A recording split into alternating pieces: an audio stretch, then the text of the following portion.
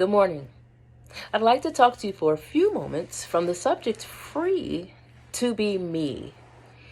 When I read the gospel for this morning, I realized just how amazing the contrast is that Jesus makes when he compares the kingdom of God to the mustard seed. I think it's a wonderful comparison because the mustard seed is so tiny, yet it produces something so expansive, so vast, so powerful, so mighty. It's amazing that something so humongous can spring forth from something so tiny. I love Pride Month because it's our time to be humongous. Like, we are celebrating, we're decorating, there's glitter everywhere, there's sparkles, there's floats, there's parades, there's marches, there's banners, there's signs, there's everything. It's expansive, humongous, it takes over cities. And I love all of that. I love how big and how expansive our day, our month has become. However, I think this morning it may be valuable for us to, yes, honor the celebration of pride and the celebration of the expansion of the movement and the expansion of things, the community's greatness. But I think it also is important for us to honor the fact that it often and almost always starts from something very small, something very tiny. For each person that you see who is out and proud and loud and flamboyant and extravagant and free, I want you to consider for one moment that, like the kingdom of God, that amount of faith often comes from a very small yet important seed of faith. We often don't share our journeys. You see the end result.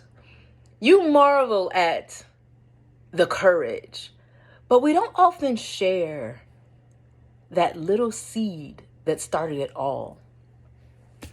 For me, I grew up in a time and place where sexuality was not something that was explored. It was not something that was questioned. It was not something that was even discussed. You were straight by default.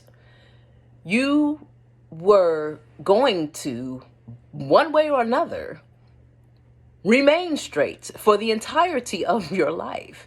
These were the societal messages that I received for as long as I can remember.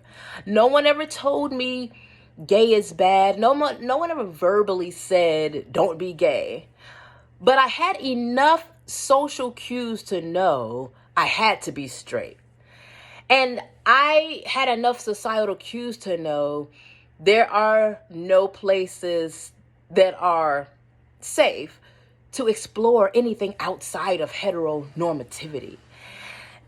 Yet, even in that environment, there was this small seed in my mind that said, something's different about me. There was a small seed that said, I don't think that I fit perfectly into this box that everyone is trying their hardest to put me inside of. And I spent the majority of my young years trying to fit a narrative. I spent the majority of my young years wanting to be perfect, wanting to be pleasing, wanting to do things the right way. And society was showing me the right way was you have to have a heterosexual lifestyle, attraction, marriage, wedding, children, household. Like that's the only way to be. You have to remain celibate. You must be a virgin before marriage. It was a series of things that you must do in order to be great, in order to be good, in order to be right, in order to be perfect. And I tried it. I really did. I tried very hard. And by some people's measures, I did a good job at it. I've checked off a lot of those boxes for a very long time. Yet there was this tiny seed inside me that now I can identify as faith. There was a seed of faith inside me that said, no, you don't have to not be you. There was a tiny seed in me that said, no, you don't have to ignore yourself. You don't have to make yourself small. No, you don't have to remain in these boxes.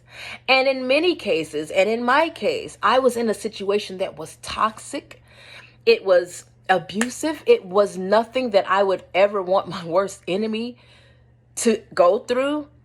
And this was the box that society said was good. Yet there was something inside of me, that seed of faith that said, no, there's something better. There's something more. There is a truth to be told. There is a life that awaits you that is better, healthier, freer than this. And so, for me in my journey, I remember that seed began to grow. It started with just an inkling of, I think I might be gay. And it was one of those things that you just kind of keep tucked away inside somewhere. It's not, for me, it wasn't the kind of thing that I could just walk down the street and say right away. It was an inkling. It was a seed. It was a thought. It was a feeling. It was a reality, a realization that I came to. And while society and external influences were there at every turn, wanting to blow out that flame, that seed, every time it tried to take root, someone was there to pluck it up. Someone was there to dig it out. But like the mustard seed, once I finally had enough faith to let it get down into the ground and to protect it, to protect that seed, to protect myself from those influences that were toxic, that didn't wish me well, those influences that sought to control or sought to refine and confine me in ways that weren't God, that weren't healthy, that did not allow me to live my own truth, or even to follow my truth, or even to discover and uncover my truth. Once I was able to set those aside and plant that seed, I saw my life take off in ways that I never imagined. I had a best friend at the time named Faith, and I remember early on, we connected so well and so closely that I remember in my mind saying, I for once in my life just want to see how far love can go. How far can love reach? I don't want to cut this off. I don't want to have to stop at a certain point. I don't want to have to back up because we're doing too much. We're going too far. No, I want for once in my life, I just wanted to see how far love would go, how far love could go. And I began to understand that love is of God. And because love is of God, my relationship with Faith is of God. And as we went through our various stages, and there were some stages, maybe one day we'll talk about all those stages, but we tried our best to be best friends and sister friends, and we tried all kinds of things until we finally, without a shadow of a doubt, or at least I, without a shadow of a doubt, knew, no, this is more than that. I love her more than I love friends. This goes beyond anything I've ever experienced, and one day I want her to be my wife. And I planted that seed.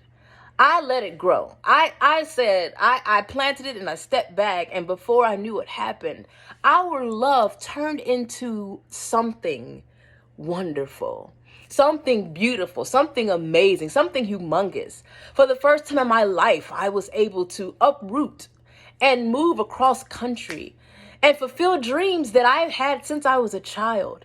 For the first time in our lives, we've been able to connect with another person on deep levels and experience the kind of love that we each had imagined for a very long time. Because I was able to finally plant that seed of faith and ignore the fact that, yes, there are going to be antagonists. Yes, there are going to be people who are absolutely abhorred by my decision. Yes, there are people who are going to turn their back, turn away, cut me off. Once I was able to get past the fact that, you know what, this seed is worth it. Protecting this seed is worth all of that. The rains can come, the storms can come, but this seed is worth it. When I was able to let that seed go, I began to see growth and expansion in ways that I never believed. The fact that I'm here speaking freely before you now is evidence of how crazy and amazing faith is. Faith will take you further than you ever imagined. It will allow you to shout truth from mountaintops that you used to be afraid to whisper in dark corners. Faith will allow you to, in the face of your enemies, stand tall and proud. Faith will allow you, when no one else believes you, to believe yourself. Faith will allow you to find love in places where others are terrified to look. Faith will allow you to listen to that small, still voice that is speaking unimaginable truths to you and act on those truths. Faith, yes, it's big and powerful and amazing and gorgeous, but it's also small. And something that has to be protected and cherished and honored. Many of us had very small beginnings in this walk. And today, on Pride Sunday, I honor you. I honor your freedom. I honor your faith journey. I honor everything it took to get you to this place. I honor every parent that turned their back on you. I honor the fact that you persevered. I honor every bully that teased you. I honor the fact that you're still here. I honor every cry that you cried, every tear that you shed. I honor our trans community members who had to deal with people who would misgender and misname them. I honor your struggle. I honor your journey. I celebrate the day that you decided, no, this isn't who I am, and I'm not going to be that person anymore. I honor you. And I celebrate not only the beautiful, bountiful person that you are today, but I celebrate that seed that got you here. And for anyone who's watching, anyone who's listening, that is still struggling, or you have that seed in your mind of truth, but you're afraid to plant it in the ground, let my life and the lives of those around you this month be an example to you that it's worth it. That yes, it feels small right now. Yes, you may even feel isolated right now. You may feel that no one can see you. That you're so tiny and so marginalized and so unassuming that no one knows who you are. Let me encourage you today to hold on to that. Protect that. Plant it in the ground and watch what God can do. I celebrate you today. I celebrate us all today. And I am thankful eternally that I am free to be me.